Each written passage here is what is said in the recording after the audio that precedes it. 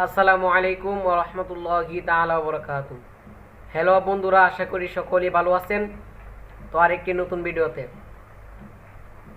আপনারা তো অনেকেই তোফাজ্জল হোসেন ভৈরবী হুজুরকে অনেকেই চিনেন। মুফতি আলাউদ্দিন জিয়াদি হুজুর ওনার কথা তুলে ধরছে। তো বন্ধুরা, আপনারা শুনতে থাকুন। তোফাজ্জল হোসেন ভৈরবী সাহেবের নাম মনে আছে? তিনি একটা গান গাইতেন, ইসলামী সঙ্গীত। মা বাবার কথা মতো যে জন চলে না, মা বাবার কথা মতো যে জন চলে না, আল্লাহ নবীজির দয়া তারা পাবে না রে, আল্লাহ নবীজির দয়া তারা পাবে।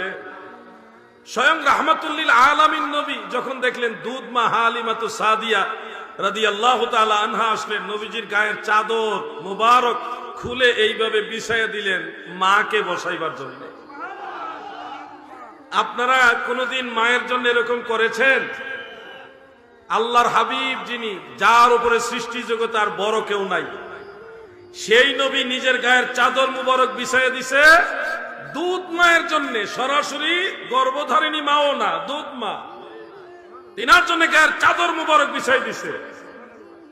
আল্লাহর হাবিব রাহমাতুল্লিল আলামিন বলেছেন, সন্তান যদি মায়ের পায়ে চুমা খায়, ওই চুম্বনটা আল্লাহর জান্নাতের চৌখাটে গিয়ে লাগে। ও যুবক ভাইরা, আমি নিজে এটা আমল করি মাঝে মধ্যে। আমার মা, আমার আব্বা, আল্লাহ পাক দুজনকে হায়াতে বাঁচিয়ে রেখেছেন। সুযোগ পাইলে আলহামদুলিল্লাহ আমার আব্বা আম্মা দুইজনের কদম বসে করি, সরাসরি মায়ের পায়ে চুমা খাই ঠোঁট দিয়া। আম্মা যান যখন বিছানায় শুয়ে থাকে রাতের বেলায় চুপচাপ পায়ের কাছে বসে পায়ের মধ্যে চুমা খাই। আলাদা একটা অনুভূতি এখানে ফিল করি, একটা ব্যতিক্রম শান্তি পাই। মনে হয় যে পৃথিবীতে যত শান্তির জিনিস আছে, এটা সবচেয়ে বড় শান্তি পাই।